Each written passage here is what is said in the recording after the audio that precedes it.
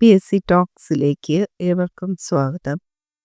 LPUP ഇൻ്റർവ്യൂവുമായി ബന്ധപ്പെട്ട് P Balakrishnan സാറിൻ്റെ കേരിൽ നിന്നും സെലക്ട് ചെയ്ത കുറച്ച് ചോദ്യങ്ങളാണ് ഇന്ന് ഉൾപ്പെടുത്തിയിട്ടുള്ളത്. വളരെ കുറച്ച് ചോദ്യങ്ങൾ മാത്രമേ ഉൾപ്പെടുത്തിയിട്ടുള്ളൂ. എത്രത്തോളം കംപ്ലീറ്റ് ചെയ്യാൻ പറ്റുമെന്ന് എനിക്കറിയില്ല, കാരണം ജലദോഷമാണ്. എങ്കിൽ പോലും ഒരുപാട് പേര് പറഞ്ഞിരുന്നു ഈ ടെക്സ്റ്റ് ബുക്ക് കംപ്ലീറ്റ് ആയിട്ട് ചെയ്യാൻ സാധിക്കുമെങ്കിൽ അത് ചെയ്യണമെന്ന്. അതുകൊണ്ട് മാത്രമാണ് ഈ വീഡിയോ ഞാൻ ചെയ്യുന്നത്. നമുക്ക് ചോദ്യങ്ങളിലേക്ക് കടക്കാം. കളി രീതി, പ്ലേവേ മെത്തേഡ് എന്താണെന്ന് വിശദീകരിക്കുക. ഇതിൻ്റെ ഉപജ്ഞാതാവ് ആരാണ്? വിദ്യാഭ്യാസ ബോധന രീതിയിലെ ഒരു പ്രധാന ഇനമാണ് കളി രീതി എന്ന് പറയുന്നത്. കുട്ടികളുടെ ഏറ്റവും സ്വാഭാവികമായ ഒരു പ്രവർത്തനമാണ് കളി. കുട്ടികളുടെ ഏറ്റവും ചലനാത്മകത ഏറ്റവും പ്രയോജനപ്പെടുത്തുന്ന ഒരു രീതി കൂടിയാണ് കളി രീതി എന്ന് പറയുന്നത്. ഇതിലൂടെയുള്ള പഠനം കുട്ടികൾക്ക് കൂടുതൽ എളുപ്പമാകും. നമ്മുടെ കളി രീതിയുടെ ഉപജ്ഞാതാവ് ആരാണ് എന്ന് കൂടി ഇതിൽ ചോദിക്കുന്നുണ്ട്. ഹെൻറി കാഡ്വെൽ കുക്ക് ആണ് കളി രീതിയുടെ ഉപജ്ഞാതാവ്. Henry കാഡ്വെൽ cook.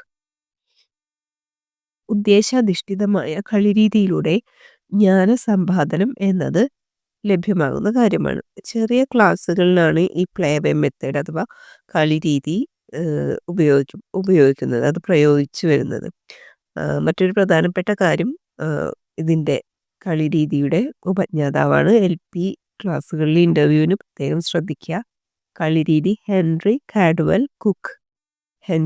കാഡ്വെൽ കുക്കാണ്. അതുപോലെ തന്നെ ഇത് ജ്ഞാനസമ്പാദനത്തിൽ കളിയിലൂടെ ജ്ഞാനം കുട്ടികളിലേക്ക് എത്തിക്കുക എന്നൊരു പ്രോസസ്സ് നേടിയെടുക്കാനായിട്ട് ഈ രീതി നമ്മൾ ഉപയോഗിച്ചു വരുന്നു. നെക്സ്റ്റ് ചോദ്യം, കമ്പ്യൂട്ടർ അസിസ്റ്റഡ് ഇൻസ്ട്രക്ഷൻ എന്നാൽ എന്താണ്? ഇൻഫർമേഷൻ ആൻഡ് കമ്മ്യൂണിക്കേഷൻ ടെക്നോളജിയിലൂടെ അതിൻ്റെ വരവോടെ ക്ലാസ് റൂം ബോധനത്തിൽ അവലംബിച്ച ഒരു രീതിയാണ് പുതിയൊരു രീതിയിലൂടെ ഇൻഫർമേഷൻ കുട്ടികളിലേക്ക് എത്തിക്കുക എന്നതാണ് കമ്പ്യൂട്ടർ അസിസ്റ്റഡ് ഇൻസ്ട്രക്ഷൻ എന്നതുകൊണ്ട് ഉദ്ദേശിക്കുന്നത്.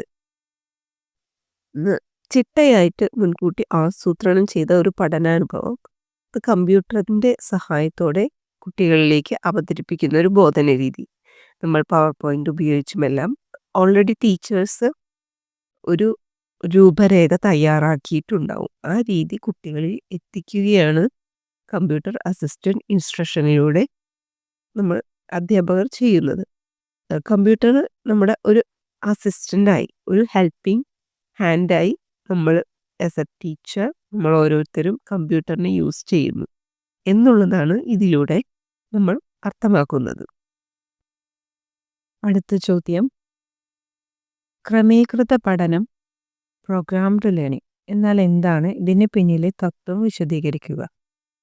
മനഃശാസ്ത്ര തത്വത്തിലെ പ്രബലന സിദ്ധാന്തം, പ്രബലനം കഴിഞ്ഞാൽ റീഎൻഫോഴ്സ്മെന്റ്, ആധുനിക സാങ്കേതിക വിദ്യ, റീഎൻഫോഴ്സ്മെന്റും ആധുനിക സാങ്കേതിക വിദ്യയും കോർത്തിണക്കിക്കൊണ്ട് വികസിപ്പിച്ചെടുത്ത ഒരു നൂതന പഠന തന്ത്രമാണ് ക്രമീകൃത പഠനം എന്നത്. പ്രബലന സിദ്ധാന്തവും ആധുനിക സാങ്കേതിക വിദ്യയും കോർത്തിണക്കിക്കൊണ്ട് വികസിപ്പിച്ചെടുത്തതാണ് ക്രമീകൃത പഠനം അഥവാ പ്രോഗ്രാംഡ് ലേണിംഗ്. പഠന വിഷയത്തിലെ നിപുണ പഠനം ഓരോ പഠിതാവിനും ലഭിക്കും വിധത്തിൽ പാഠ്യവസ്തുവിനെ, അതായത് പഠന വിഷയത്തിൽ എന്താണ് ആ കുട്ടി അച്ചീവ് ചെയ്യേണ്ടത്, മാസ്റ്ററി ലേണിംഗ് എന്നൊക്കെ പറയാം, ആ കുട്ടി അച്ചീവ് ചെയ്യേണ്ടത് എന്താണ് എന്നതിന് ഒരു ഐഡിയ വേണം.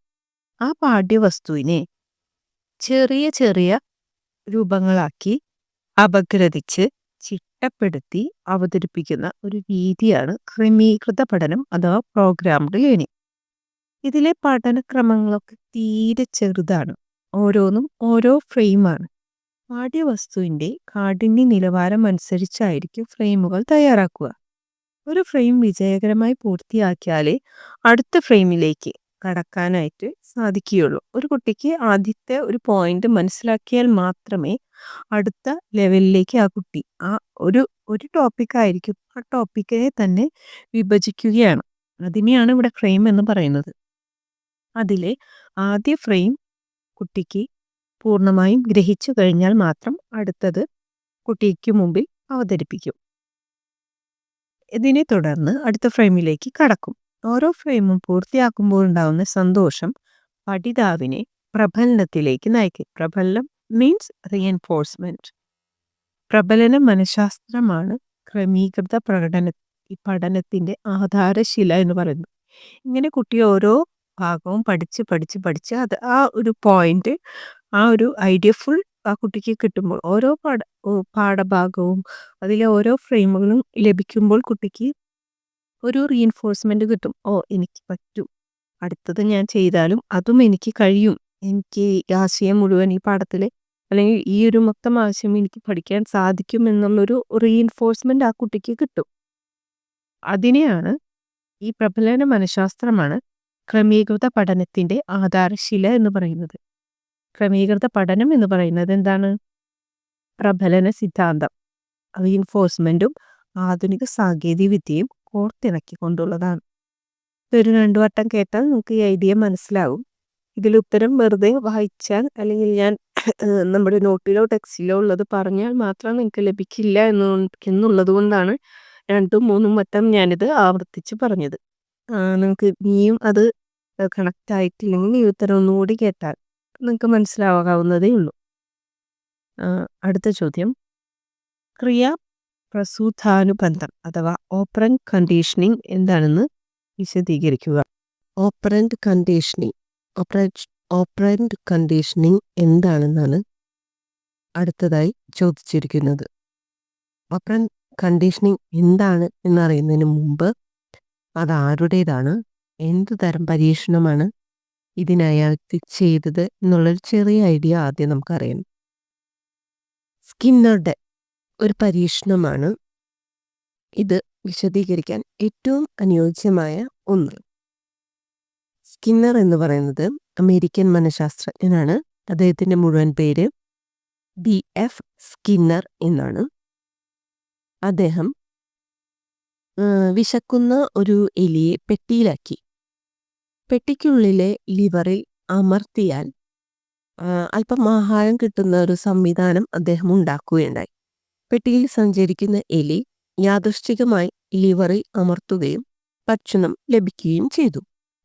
ക്രമേണ ആ എലി ആ ലിവറിൽ അമർത്തിയാൽ ഭക്ഷണം ലഭിക്കും എന്ന ആശയത്തിലേക്ക് എത്തിച്ചേരുകയും അതിലൂടെ അതിനോട് സന്തോഷം ലഭിക്കുകയും ചെയ്യുകയാണല്ലോ.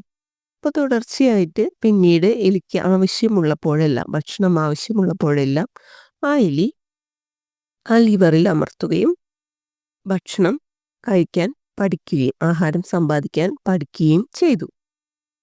ഇതാണ് സ്കിന്നർ നടത്തിയ ഒരു പരീക്ഷണം എന്ന് പറയുന്നത്. ഇവിടെ ഇത് നമ്മുടെ എഡ്യൂക്കേഷനുമായി കണക്ട് ചെയ്യുകയാണ് നമ്മൾ ചെയ്യേണ്ടത്. ഓപ്പറന്റ് കണ്ടീഷനിങ് നമ്മൾ അതിൻ്റെ ഉത്തരമായി പറയുകയാണെങ്കിൽ പ്രതികരണങ്ങളുടെ സംഭാവ്യതയിൽ വരുന്ന വ്യതിയാനമാണ് പഠനം. പ്രതികരണങ്ങൾ ആവർത്തിക്കപ്പെടാനുള്ള സാധ്യതകൾ വർദ്ധിപ്പിക്കുകയും അഭിലഷണീയമായ പ്രതികരണങ്ങൾ നടന്നു കഴിഞ്ഞാൽ പ്രബലനം വഴി, അതായത് റീഎൻഫോഴ്സ്മെന്റ് വഴി അതിനെ ശക്തമാക്കുകയും വേണം. ഇതാണ് ഓപ്പറന്റ് കണ്ടീഷനിങ് എന്നതിൻ്റെ അടിസ്ഥാനം. അതായത് നമ്മൾ കുട്ടികൾക്ക് എന്ത് നൽകിയാലും നൽകുന്നതോടൊപ്പം ഇപ്പം നമ്മൾ എന്തെങ്കിലും ഒരു ആശയം കുട്ടികൾക്ക് പറഞ്ഞു കൊടുക്കുകയാണ് എങ്കിൽ ആ ആശയം കുട്ടികളിൽ എത്തിക്കുന്നതിന് മുമ്പ് ആ ആശയത്തിലേക്ക് എത്തിച്ചേരാനായി നമ്മൾ ഒരുപാട് ചോദ്യങ്ങൾ, ചെറിയ ചെറിയ ചോദ്യങ്ങൾ ചോദിക്കുന്നു. ആ ചെറിയ ചെറിയ ചോദ്യങ്ങൾ വളരെ സിമ്പിളായിട്ടുള്ളതും അവരുടെ മുന്നറിവ് പരിശോധിക്കുന്നതുമായ ചോദ്യങ്ങളാണ് നൽകുന്നതെങ്കിൽ അവർ ഈസി ആയിട്ട് അതിനുത്തരം പറയും. അത് പല കുട്ടികളും പല ഉത്തരങ്ങളായിരിക്കും പറയുക. ഉത്തരം ശരിയായിരിക്കുമെങ്കിൽ പോലും നമ്മൾ പഠിപ്പിച്ച കാര്യങ്ങളെല്ലാം ഒരു കുട്ടിക്ക് മാത്രം അറിഞ്ഞിരിക്കുക എന്നല്ലല്ലോ. അപ്പോൾ പല കുട്ടികളും ഉത്തരം പറയും. അപ്പോൾ അവർ പറയുന്ന ഉത്തരങ്ങളെല്ലാം തന്നെ അതിൽ നിന്നെല്ലാം ഓരോ ചെറിയ ചെറിയ ആശയങ്ങൾ ഈ പാഠഭാഗം മനസ്സിലാക്കുന്നതിന് സഹായിക്കും. ഈ ഉത്തരങ്ങൾ പറയുമ്പോൾ നമ്മൾ നൽകുന്ന ഒരു പ്രചോദനം, ഒരു റീഎൻഫോഴ്സ്മെന്റ്, അത് അവർക്ക് കൂടുതൽ കൂടുതൽ തുടർന്ന് ചോദ്യങ്ങൾ വരുമ്പോൾ കൂടുതൽ കൂടുതൽ ഉത്തരങ്ങൾ പറയാനായിട്ടുള്ളൊരു ഒരു മോട്ടിവേഷൻ ആയിരിക്കും നൽകുക. ഇതാണ് ഈ ഓപ്പറന്റ് കണ്ടീഷനിങ് എന്ന ആശയത്തിലൂടെ സ്കിന്നർ പറയുന്നത്. ഇത്തരം ആവശ്യമായ അവർ നൽകുന്ന അഭിലഷണീയമായ പ്രതികരണങ്ങൾ, ആ പ്രതികരണങ്ങൾ നമ്മൾ റീഎൻഫോഴ്സ്മെന്റ് കൊടുത്ത് ശക്തമാക്കുക. ഇത് തന്നെയാണ് നമ്മുടെ ഓപ്പറന്റ് കണ്ടീഷനിങ്ങിന്റെ ശരിയായ അടിസ്ഥാനം. അദ്ദേഹം പറയുന്നത് ചോദകങ്ങൾക്കുള്ള പ്രതികരണമായല്ല പഠനം, മറിച്ച് പ്രതികരണങ്ങളെ ചോദകങ്ങൾ കൊണ്ട് പ്രബലപ്പെടുത്തുകയാണ് വേണ്ടത്. അതായത് നമ്മൾ അവർ നൽകുന്ന ഒരു ഉത്തരങ്ങൾ നമ്മൾ കറക്റ്റായിട്ടുള്ള ചെറിയ ചെറിയ ആശയങ്ങളാണെങ്കിൽ പോലും അതിന് നമ്മൾ നല്ലൊരു എൻഫോഴ്സ്മെന്റ് അവർക്ക് നൽകുകയാണെങ്കിൽ ആ പാഠത്തിന്റെ ഉത്തരത്തിലേക്ക് എത്താൻ, അല്ലെങ്കിൽ നമ്മൾ നൽകുന്ന ആ ആശയത്തിലേക്ക് അവർക്ക് എത്താൻ കുറച്ചുകൂടി ഒരു ഇൻട്രസ്റ്റ് കാണും. അവർ കൂടി നൽകിയ ഉത്തരങ്ങളിൽ നിന്നാണല്ലോ ടീച്ചർ ഈ ആശയം ലഭിക്കുന്നത്, ആ ആശയത്തിലേക്ക് ടീച്ചർ എത്തിയത് എന്നൊരു ഐഡിയ അല്ലെങ്കിൽ അങ്ങനെ ഒരു തോട്ട് പ്രോസസ്സ് അവരുടെ ഉള്ളിലുണ്ടാവും. ഇതെല്ലാമാണ് ഈ ഓപ്പറന്റ് കണ്ടീഷനിങ് എന്നത് നമ്മളെ ക്ലാസ് റൂമുമായി ബന്ധിപ്പിക്കാനുള്ളൊരു ലിങ്ക് എന്ന് പറയുന്നത്. ഇതെന്താണ് എന്നാണ് ഇവിടെ ചോദിച്ചിരിക്കുന്നത്. ഇന്റർവ്യൂകളിൽ ചോദിക്കുന്നത് നേരിട്ടായിരിക്കില്ല. അപ്പൊ എന്താണ് ഓപ്പറന്റ് കണ്ടീഷനിങ് എന്നോ അല്ലെങ്കിൽ അതിന്റെ മലയാളം വേർഡായി ക്രിയാപ്രസുധാനുബന്ധനം, അതാണ് മലയാളം വേർഡ്. മറ്റൊരു മലയാളം വേർഡ് എന്ന് പറയുന്നത് പ്രവർത്തനാനുബന്ധ സിദ്ധാന്തം എന്നാണ്. അതാണ് സാധാരണ കേട്ടിട്ടുള്ളത്. ഇവിടെ അദ്ദേഹത്തിന്റെ ബാലകൃഷ്ണൻ സാറിന്റെ പുസ്തകത്തിൽ കൊടുത്തിരിക്കുന്ന വേർഡാണ് ക്രിയാപ്രസുധാനുബന്ധനം. ഞാൻ ആ വേർഡ് ഇതേവരെ കേട്ടിട്ടില്ല. ഞാൻ പ്രവർത്തനാനുബന്ധനം എന്ന് കേട്ടിട്ടുണ്ട്. അത് ഓപ്പറന്റ് കണ്ടീഷനിങ്ങിന്റെ ശരിയായ മലയാളം വേർഡാണ്. നമ്മൾ TTCയുടെ ടെക്സ്റ്റ് ബുക്കിലൊക്കെ ഈ ഒരു വേർഡാണ് സാധാരണ ഉപയോഗിച്ച് കണ്ടിട്ടുള്ളത്. സ്വാഭാവികമായും ഓപ്പറന്റ് കണ്ടീഷനിങ് എന്ന് തന്നെയായിരിക്കും ഇന്റർവ്യൂവിന് ചോദിക്കുക. അപ്പം അങ്ങനെ ചോദിക്കുകയാണെങ്കിൽ ഈ ഒരു ആശയമാണ് നമ്മൾ നൽകുന്നത്. അപ്പോൾ നമ്മൾ ഓപ്പറന്റ് കണ്ടീഷനിങ് കേട്ട് കഴിഞ്ഞാൽ ഫസ്റ്റ് നമ്മൾ ഓർക്കേണ്ടത് സ്കിന്നറിന്റെ എലിയിൽ നടത്തിയ പരീക്ഷണവും അതെങ്ങനെ ക്ലാസ് റൂമിൽ നമുക്ക് പ്രാവർത്തികമാക്കാം എന്നുള്ളൊരു ഐഡിയയുമാണ്. ഇത് യൂസ്ഫുൾ ആവുമെന്ന് തോന്നുന്നു. ഈ ഒരു ഉത്തരം മനസ്സിലാകും എന്ന് ഞാൻ വിശ്വസിക്കുന്നു. അടുത്ത ചോദ്യത്തിലേക്ക് കടക്കാം. ഗസ്റ്റാൾട്ട് മനഃശാസ്ത്രം, ഇതിനെ കുറിച്ചാണ് അടുത്ത ചോദ്യം. നമ്മൾ ഓൾറെഡി പഠിച്ചിട്ടുള്ളതാണ്. ആരുടേതാണ് എന്താണെന്ന് ജസ്റ്റ് ഒന്ന് നമ്മളൊന്ന് ചെറുതായിട്ട് ഒന്ന് മെമ്മറിയിൽ ഒന്ന് കൊണ്ടുവരുന്നത് എന്ന് മാത്രമേ ഉള്ളൂ. ഗസ്റ്റാൾട്ട് മനഃശാസ്ത്രം എന്ന് പറയുന്നത് മാക്സ് വെർട്ട്മന്റെ നേതൃത്വത്തിൽ ജർമ്മനിയിൽ ഉദയം ചെയ്ത ഒരു മനഃശാസ്ത്ര സിദ്ധാന്തമാണ്. ഗസ്റ്റാൾട്ട് എന്ന് പറഞ്ഞാൽ അതിന്റെ അർത്ഥം എന്നത് സമഗ്ര രൂപം എന്നതാണ്. ജർമ്മൻ ഭാഷയിൽ സമഗ്ര രൂപം എന്നാണ് ഗസ്റ്റാൾട്ട് എന്നതുകൊണ്ട് അർത്ഥമാക്കുന്നത്. ഒരു വിഷയത്തെ അതിന്റെ സമഗ്ര രൂപത്തിലാണ് ഗ്രഹിക്കുന്നത്. അതിനെ ഓരോ പോർഷനായിട്ടല്ല, അതിന്റെ ടോട്ടൽ ആയിട്ടുള്ള ഒരു ഐഡിയയിൽ ഗ്രഹിക്കണം എന്നാണ് ഈ ഗസ്റ്റാൾട്ട് മനഃശാസ്ത്രത്തിലൂടെ പറയുന്നത്. സമഗ്ര രൂപത്തെ സൂക്ഷ്മ നിരീക്ഷണത്തിന് വിധേയമാക്കി അതിന്റെ അംശങ്ങൾ തമ്മിലുള്ള ബന്ധം കണ്ടെത്തണം. ഇതിനുള്ള കഴിവാണ് ഉൾക്കാഴ്ച, അതല്ലെങ്കിൽ അന്തർദൃഷ്ടി എന്ന് പറയുന്നത്. ഇതാണ് ഇതിന്റെ അടിസ്ഥാനം. ഇത്രയേ ഉള്ളൂ. ഗസ്റ്റാൾട്ട് മനഃശാസ്ത്രം മാക്സ് വെർട്ട്മന്റേതാണ്. ജർമ്മൻ ഭാഷ ഒരു സിദ്ധാന്തമാണ്. ജർമ്മൻ വേർഡാണ് ഈ ഗസ്റ്റാൾട്ട് എന്നത്. അതിന്റെ അർത്ഥം സമഗ്ര രൂപം എന്നതാണ്. സമഗ്രമായിട്ട് ഒരു ഐഡിയ മനസ്സിലാക്കുക എന്നതാണ് ഇവിടെ പറയുന്നത്.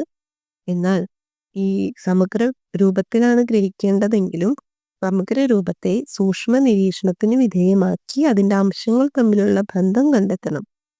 ഇതിനുള്ള കഴിവാണ് ഉൾക്കാഴ്ച അഥവാ അന്തർദൃഷ്ടി എന്ന് പറയുന്നത്. അടുത്ത ചോദ്യം ചെക്ക് ലിസ്റ്റിനെ കുറിച്ചാണ്. അതൊരു മൂല്യനിർണ്ണയ ഉപാധിയാണ്. ഇതിനെപ്പറ്റി എന്താണ് നിങ്ങൾക്ക് അറിയുക എന്ന് ചോദിക്കുകയാണെങ്കിൽ ഏറ്റവും എളുപ്പമായിട്ട് പറയാവുന്ന കാര്യമാണ്. ഏറ്റവും ലളിതമായിട്ടുള്ള ഒരു മൂല്യനിർണ്ണയ ഉപാധിയാണ് ചെക്ക് ലിസ്റ്റ്. ഒരു പഠിക്കുന്ന ഒരു കുട്ടിയുടെ അല്ലെങ്കിൽ നിരീക്ഷണം വിധേയമാക്കപ്പെടേണ്ട ഒരു വസ്തുവിൻ്റെയോ അല്ലെങ്കിൽ ഒരു പ്രവർത്തനത്തിൻ്റെയോ കുറച്ച് സവിശേഷതകൾ ഒരു പട്ടികയായിട്ട് നമ്മൾ മുൻകൂട്ടി തയ്യാറാക്കി വെക്കുന്നു. ആ കുട്ടി അല്ലെങ്കിൽ ആ ഒരു പ്രവർത്തനത്തിൽ ഈ സവിശേഷതകൾ ഉണ്ടോ ഇല്ലേ എന്ന് അടയാളപ്പെടുത്തുക. ഈ അടയാളപ്പെടുത്തൽ മാത്രമാണ് ചെക്ക് ലിസ്റ്റിൽ ആവശ്യമായുള്ളൂ. ഇങ്ങനെ കിട്ടുന്ന വിവരങ്ങൾ അവസാനം നമ്മൾ പരിശോധിച്ച് വിലയിരുത്തുന്നു. അതാണ് ചെക്ക് ലിസ്റ്റ്. നെക്സ്റ്റ് വൺ, ചേതന അഥവാ കോൺഷ്യസ്നസ് എന്നതുകൊണ്ട് അർത്ഥമാക്കുന്നത് എന്താണ്? മനുഷ്യ മനഃശാസ്ത്രത്തിന്റെ കേന്ദ്ര സ്ഥാനം എന്ന് പറയുന്നത് ഒരു വ്യക്തിയുടെ ബോധമാണ്. ആദ്യകാലത്ത് മനഃശാസ്ത്രത്തെ നിർവചിച്ചത് തന്നെ ബോധത്തെ സംബന്ധിച്ച ശാസ്ത്രം എന്നായിരുന്നു. വ്യത്യസ്തമായിട്ടുള്ള ജീവിത സന്ദർഭങ്ങളിൽ മനുഷ്യന് ഉണ്ടാകുന്ന എല്ലാവിധ ബിംബങ്ങളുടെയും അല്ലെങ്കിൽ എന്ത് ചിന്തകളുടെയും എല്ലാം സജീവമായ അവബോധമാണ് ചേതന അഥവാ കോൺഷ്യസ്നസ് എന്ന് പറയുന്നത്. വ്യത്യസ്തമായ ജീവിത സന്ദർഭങ്ങളിൽ മനുഷ്യനിൽ ഉണ്ടാവുന്ന എല്ലാ ചിന്തകളുടെയും ഒരു ആകെത്തുക, അതാണ് കോൺഷ്യസ്നസ് എന്ന് പറയുന്നത്. നെക്സ്റ്റ് വൺ, ചോദകം അഥവാ സ്റ്റിമുലസ് എന്നാൽ എന്ത്?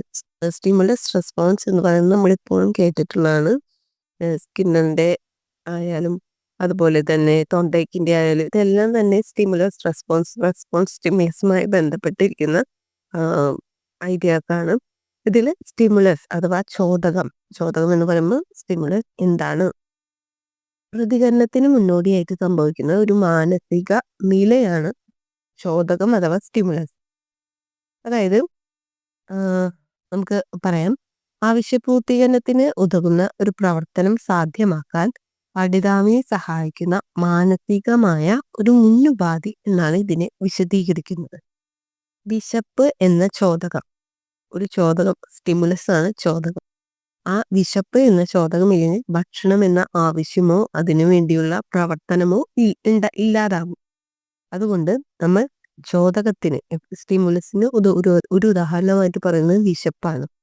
ഇവിടെ ഒരു ഉദാഹരണം പറഞ്ഞാണ് വിശപ്പിന് വിശപ്പുള്ളത് കൊണ്ടാണ് നമ്മൾ എന്ത് ചെയ്യുന്നത്? ഭക്ഷണം എന്ന ആവശ്യത്തിന് വേണ്ടി പ്രവർത്തിക്കുന്നത്. സ്റ്റിമുലസ് ചെയ്യാം, നമ്മൾ എന്തായാലും അറിയില്ല, ഒരു സ്റ്റിമുലസ് നൽകുക എന്ന് പറഞ്ഞ ഒരു മലയാളത്തില് ചോദകം എന്ന് പറയും. അതായത് നമുക്കൊരു പ്രവൃത്തി ചെയ്യുന്നതിന് ആവശ്യമായിട്ടുള്ളൊരു ഒരു തള്ളൽ എന്ന് പറയില്ലേ, നമുക്കൊരു പുഷ് കിട്ടി കഴിഞ്ഞാലാണ് നമ്മൾ ആ ഒരു പ്രവൃത്തി ചെയ്യാൻ ചെയ്യുന്നത്. ആ പുഷിനെയാണ് സ്റ്റിമുലസ് എന്ന് പറയുന്നത്. Okay, next one, genetic epistemology എന്താണെന്ന് വിശദീകരിക്കുക. ജനറ്റിക് എപ്പിസ്റ്റമോളജി എന്ന് പറയുന്നത് മനുഷ്യന്റെ വൈജ്ഞാനിക ഘടന എങ്ങനെ വികാസം പ്രാപിക്കുന്നു എന്നതിനെ കുറിച്ചുള്ള അന്വേഷണത്തിൽ ജീൻ പിയാഷെ അവതരിപ്പിച്ച ഒരു ഐഡിയയാണ് ജനറ്റിക് എപ്പിസ്റ്റമോളജി എന്ന് പറയുന്നത്. ജനറ്റിക് എപ്പിസ്റ്റമോളജിയെ പറ്റി ചോദിക്കുകയാണെങ്കിൽ ഒരുപാടൊന്നും പറയാനില്ല. കൊണ്ടുവന്നത് ജീൻ പിയാഷെ ആണെന്ന് പറയാം. അതുപോലെ തന്നെ മനുഷ്യന്റെ കോഗ്നിറ്റീവ് ആയിട്ടുള്ള സ്ട്രക്ചർ, വൈജ്ഞാനിക ഘടന എങ്ങനെ വികാസം പ്രാപിക്കുന്നു എന്നതിനെ കുറിച്ചുള്ള ഒരു പഠനത്തിലാണ് ജീൻ പിയാഷെ ഈ ഐഡിയ കൊണ്ടുവന്നത്. നെക്സ്റ്റ് വൺ, ജീവിത നൈപുണ്യ വിദ്യാഭ്യാസത്തിന്റെ പ്രസക്തി. അതായത് ജീവിത നൈപുണ്യ വിദ്യാഭ്യാസം എന്ന് പറഞ്ഞാൽ ലൈഫ് സ്കിൽ എഡ്യൂക്കേഷൻ. അതിൻ്റെ ഒരു പ്രസക്തി ഇന്നത്തെ വിദ്യാഭ്യാസത്തിൽ എന്തായിരിക്കാം എന്ന് ചോദിക്കുകയാണെങ്കിൽ നമുക്ക് ഉത്തരം നൽകാം. വിദ്യാഭ്യാസത്തിനും അതിനുവേണ്ടി തയ്യാറാക്കുന്ന പദ്ധതിക്കും പാഠ്യവസ്തുവിനും സാമൂഹ്യശാസ്ത്രപരമായ ലക്ഷ്യങ്ങളുണ്ട്. വെറുതെ ഒരു പാഠ്യപദ്ധതി തയ്യാറാക്കുകയല്ല. എന്നിരുന്നാലും ഏത് പാഠ്യപദ്ധതിയാണെങ്കിലും ഏത് പാഠ്യവസ്തു ആണെങ്കിലും അതിനൊരു നിർമ്മിക്കുന്ന വ്യക്തികൾ, അധ്യാപകരെല്ലാം എന്തെങ്കിലും ഒരു ഐഡിയ ഇത് കുട്ടിയിൽ എത്തുമ്പോൾ ആ കുട്ടിക്ക് നേടേണ്ട ശേഷിയെ മുന്നിൽ കണ്ടുകൊണ്ട് മാത്രമാണ് അവർ പദ്ധതിയും പാഠ്യവസ്തുവും തയ്യാറാക്കുന്നത്. അത് പാഠ്യവസ്തുവിന്റെ ഉള്ളടക്കവും അതുവഴി ലഭിക്കുന്ന അറിവിലും വിവരശേഖരണത്തിലും മാത്രം ഒതുങ്ങി നിൽക്കുന്ന ഒരു അറിവല്ല അത്. മനുഷ്യബന്ധങ്ങളുടെയും സാമൂഹിക മനോഭാവങ്ങളുടെയും സാമൂഹ്യ നിർമ്മിതിയുടെയെല്ലാം ഉൾക്കാഴ്ചകൾ ലഭിക്കുമാറ് പാഠ്യപദ്ധതി രൂപീകരിച്ച് അവതരിപ്പിക്കുമ്പോൾ പഠിതാവിന് ഒരുപാട് ജീവിത നൈപുണികൾ ലഭ്യമാകുന്നു. അങ്ങനെ ലഭിക്കേണ്ട ജീവിത നൈപുണികൾ ഉൾപ്പെടുത്തിക്കൊണ്ടാണ് ഓരോ പാഠ്യപദ്ധതിയും തയ്യാറാക്കുന്നത്. നെക്സ്റ്റ് ക്വസ്റ്റ്യൻ, ജ്ഞാനഭൂപടം അഥവാ കോഗ്നിറ്റീവ് മാപ്പ് എന്നാൽ എന്ത്? എത്ര തരം ഭൂപടങ്ങളുണ്ട്? ഇതിന്റെ പ്രസക്തി എന്നതിനെ പറ്റിയുള്ളൊരു ചോദ്യമാണ് അടുത്തത്. മനുഷ്യൻ ആർജിച്ചെടുത്ത വിവരങ്ങൾ സാങ്കേതിക ബന്ധമാക്കാനും സൂക്ഷിക്കാനും അനുസ്മരിക്കാനും ഇത്തരം സങ്കേതങ്ങളെ പിന്നീട് ഡീകോഡ് ചെയ്ത് ആശയങ്ങളാക്കി മാറ്റാനും സാധിക്കുന്ന ഒരു മാനസിക പ്രക്രിയയാണ് ഭൗതിക ബിംബാവലോകനം എന്ന് പറയുന്നത്. ഭൗതിക ബിംബാവലോകനം എന്ന് പറഞ്ഞാൽ മനുഷ്യനാർജിച്ചെടുത്ത എല്ലാ വിവരങ്ങളെയും ഡീകോഡ് ചെയ്ത് ആശയങ്ങളാക്കി മാറ്റാൻ സഹായിക്കുന്ന ഒന്നാണത്. നെക്സ്റ്റ് നമ്മൾ പറയുന്നത് ജ്ഞാനാർജനം കൂടിക്കൂടി വരുമ്പോൾ ഉണ്ടാകുന്ന ജ്ഞാനഭാരം അഥവാ കൊഗ്നിറ്റീവ് ലോഡ് കുറച്ചു കൊണ്ടുവന്ന് ആശയങ്ങൾ അടുക്കും ചിട്ടയോടും കൂടി മനസ്സിൽ സൂക്ഷിക്കാൻ വേണ്ടിയുള്ള ഒരു മാനസിക പ്രക്രിയയാണ് കോഗ്നിറ്റീവ് മാപ്പിംഗ് എന്ന് പറയുന്നത്. നമ്മൾ ഒരുപാട് വിവരങ്ങൾ പല സ്ഥലത്തു നിന്നും കേൾക്കുന്നു, നമ്മുടെ തലയിൽ അതെല്ലാം കൂടിച്ചേരുകയാണ്. ഇതിൽ ആവശ്യമായവ മാത്രം സ്വീകരിച്ച് അത് അടുക്കും ചിട്ടയോടും കൂടി മനസ്സിൽ സൂക്ഷിക്കാൻ വേണ്ടിയുള്ള ഒരു മാനസിക പ്രക്രിയയാണ് കോഗ്നിറ്റീവ് മാപ്പിംഗ്. വളരെ ഇമ്പോർട്ടൻ്റ് ആയിട്ടുള്ള പോയിന്റാണ്. ഒരുപാട് ആശയങ്ങളിൽ നിന്നും നാം അടുക്കും ചിട്ടയോടും കൂടി നമ്മുടെ ഉള്ളിൽ ഐഡിയാസിനെ സൂക്ഷിക്കുന്ന ഒരു മാനസിക പ്രക്രിയ. ഇത്രയേ ഉള്ളൂ കോഗ്നിറ്റീവ് മാപ്പിംഗ് എന്നതുകൊണ്ട് ഉദ്ദേശിക്കുന്നത്. പിന്നെ ജ്ഞാനഭൂപടത്തോടൊപ്പം തന്നെ അഥവാ കോഗ്നിറ്റീവ് മാപ്പിങ്ങിനോടൊപ്പം തന്നെ ആശയഭൂപടം കൺസെപ്റ്റ് മാപ്പിംഗ്, അതുപോലെ മാനസിക ഭൂപടം മെന്റൽ മാപ്പ് എന്നീ പദങ്ങൾ ഉപയോഗിച്ച് വരുന്നുണ്ട്. മനസ്സിന്റെ കണ്ണുകൊണ്ട് മൈൻഡ് ഐ എന്ന് പറയും. മനസ്സിന്റെ കണ്ണുകൊണ്ട് വിവരങ്ങളുടെ ബിംബങ്ങളെ ഇമേജ് ഓഫ് നോളേജ് മനസ്സിന്റെ സ്ക്രീനിൽ ദൃശ്യവൽക്കരിച്ച് സൂക്ഷിക്കുകയാണ്. അതായത് നമ്മൾ കണ്ടു ഈ വായിച്ചു വന്നതെല്ലാം തന്നെ മനസ്സിന്റെ കണ്ണുകൊണ്ട് വിവരങ്ങളിൽ നമ്മൾ കേൾക്കുന്ന വിവരങ്ങളെ ഒരു രൂപങ്ങളാക്കി അല്ലെങ്കിൽ ഒരു ഇമേജസ് ആക്കി നമ്മുടെ മനസ്സിൽ സ്ക്രീനിൽ നമ്മൾ വെക്കുകയാണ്. നമ്മൾ സിനിമ കാണുന്നത് പോലെ നമ്മുടെ കിട്ടുന്ന വിവരങ്ങളെ നമ്മൾ ഉള്ളിലേക്ക് ശേഖരിച്ച് വെക്കുന്നുണ്ട്. അതുപോലെ തന്നെ ചിന്ത, ഓർമ്മ, ഭാവന എന്നീ മാനസിക പ്രക്രിയകൾ ആവശ്യമുള്ള ആശയങ്ങൾ മനസ്സിൽ ബിംബവൽക്കരിക്കുന്നത് ഈ ജ്ഞാനഭൂപടങ്ങൾ സൃഷ്ടിച്ചാണ്. ജ്ഞാനഭൂപടം എന്ന് പറഞ്ഞാൽ എന്താണ്? കോഗ്നിറ്റീവ് മാപ്പ്. കോഗ്നിറ്റീവ് മാപ്പിലൂടെയാണ് നമ്മൾ എന്ത് ചെയ്യുന്നത്? ഈ ഓർമ്മയിലൂടെയും ചിന്തയിലൂടെയും ഭാവനയിലൂടെയും വരുന്ന ആശയങ്ങൾ മനസ്സിൽ സൂക്ഷിച്ചു വെക്കുന്നത്. അതെല്ലാം തന്നെ ഒരു ഇമേജസ് ആക്കി അടുക്കും ചിട്ടയിലും നമ്മൾ നമ്മുടെ മനസ്സിൽ സൂക്ഷിച്ചു വെക്കുകയാണ് ചെയ്യുന്നത്. അതുകൊണ്ട് തന്നെ പഠനത്തിൽ കോഗ്നിറ്റീവ് മാപ്പിങ്ങിന് വളരെയധികം ഇമ്പോർട്ടൻസ് ഉണ്ട്. മാപ്പിങ്ങിനെ പറ്റി പറയുമ്പോൾ നമ്മൾ ഓൾറെഡി പറഞ്ഞു, കൺസെപ്റ്റ് മാപ്പിങ്ങിനെ പറ്റി പറഞ്ഞു. കൺസെപ്റ്റ് മാപ്പിംഗ് എപ്പോഴും ചോദിക്കുന്ന ഒരു ഭാഗമാണ്. കൺസെപ്റ്റ് മാപ്പിംഗ് എന്ന് പറഞ്ഞു കഴിഞ്ഞാൽ ഒരാശയത്തെ മനസ്സിൽ സൂക്ഷിക്കാനായിട്ട് ആശയത്തിന്റെ ഉള്ളടക്കത്തെ ശ്രേണീപരമായി ബന്ധിച്ച് മനസ്സിൽ സൂക്ഷിക്കാൻ, അങ്ങനെ സൂക്ഷിക്കുന്നതിനെയാണ് കൺസെപ്റ്റ് മാപ്പിംഗ് എന്ന് പറയുന്നത്. നമുക്ക് കൺസെപ്റ്റ് മാപ്പിങ്ങിന്റെ ഒരു നമുക്ക് ഓർമ്മയുണ്ടാവും, നമ്മുടെ ടെക്സ്റ്റ് ബുക്കിൽ ഉണ്ടായിരുന്നൊരു ശ്രേണി. ഇത് കൊണ്ടുവന്നത് ജോസഫ് ഡി നോവാക്കാണ്. ജോസഫ് ഡി നോവാക്കിൻ്റെതാണ് കൺസെപ്റ്റ് മാപ്പിംഗ് എന്ന് പറയുന്നത്. അത് എന്താണ് ഐഡിയ എന്ന് വെച്ചാൽ ഒരാശയത്തെ മനസ്സിൽ സൂക്ഷിച്ചു വെക്കാനായിട്ട് ആശയത്തിന്റെ ഉള്ളടക്കത്തെ ശ്രേണീപരമായി ബന്ധിച്ച് നമ്മളത് മനസ്സിലാക്കി നമ്മുടെ ഉള്ളിൽ സൂക്ഷിക്കുന്നു. അതാണ് concept mapping. Joseph D Novak. സാധാരണ ക്വസ്റ്റ്യൻ വരുന്ന ഒരു ടോപ്പിക്കാണ് കൺസെപ്റ്റ് മാപ്പിംഗ്. പിന്നെ എന്താണ് ജ്ഞാനഭൂപടം അഥവാ കോഗ്നിറ്റീവ് മാപ്പിംഗ് എന്ന് പറയുന്നത്. രണ്ടും ഏകദേശം ഒരേ ഐഡിയ ആണെങ്കിൽ പോലും ഇതിൽ കൺസെപ്റ്റ് മാപ്പിംഗിന്റെ വ്യക്തി ആരാണെന്ന് ചോദിക്കുന്ന ചോദ്യമാണ് ജോസഫ് ഡി നോവാക്ക്. ഇതാണ് ലാസ്റ്റ് വൺ എന്ന് പറയുന്നത് കമ്പാരബിലിറ്റി ആണ്. കമ്പാരബിലിറ്റി പ്രത്യേകിച്ചൊന്നും പഠിക്കാനൊന്നുമില്ല. എന്നാലും ഒരു നല്ലൊരു ശോധകത്തിന്റെ പല സവിശേഷതകളിൽ ഒന്ന് മാത്രമാണ് ഈ കമ്പാരബിലിറ്റി അഥവാ താരതമ്യക്ഷമത എന്ന് പറയുന്നത്. അതായത് ഒരു പരീക്ഷണം അല്ലെങ്കിൽ ഒരു പരീക്ഷയുടെ സ്കോർ, ഒരു റിസൾട്ട്, ഇതൊക്കെ പബ്ലിഷ് ചെയ്യുമ്പോൾ എന്നിവയുടെ സ്വീകാര്യമായ മാനദണ്ഡങ്ങൾക്കനുസരിച്ച് വ്യാഖ്യാനിക്കാൻ കഴിയുമ്പോഴാണ് അതിന് ഈ കമ്പയറബിൾ ആയി പറയുന്നത്, അല്ലെങ്കിൽ അതിനൊരു താരതമ്യക്ഷമത ഉണ്ടാകുന്നത്. അതായത് എളുപ്പത്തിൽ പറയുകയാണെങ്കിൽ രണ്ട് വ്യത്യസ്തമായ ഡാറ്റകളോ ഘടകങ്ങളോ തമ്മിൽ താരതമ്യം ചെയ്ത് വ്യത്യാസം കണ്ടുപിടിക്കാനുള്ള ഒരു പ്രോഗ്രാമാണ് ഈ കമ്പാരബിലിറ്റി എന്ന് പറയുന്നത്. അതൊരു നല്ല ഡാറ്റയാണെങ്കിൽ മാത്രമേ ഈ കമ്പാരബിലിറ്റി എന്നുള്ളൊരു ഗുണം അതിനുണ്ടാവുകയുള്ളൂ. സാധാരണയായി ചോദിച്ചു വരുന്ന ഒന്നല്ല എങ്കിൽ പോലും ഈ ഒരു പുസ്തകത്തിൽ കണ്ടതുകൊണ്ട് മാത്രം ഉൾപ്പെടുത്തിയ ഒരു ചോദ്യമാണ്. യൂസ്ഫുൾ ആകും എന്ന് തന്നെ കരുതുന്നു. മികച്ച ക്ലാസ്സുകൾ വീണ്ടും അപ്ലോഡ് ചെയ്യാൻ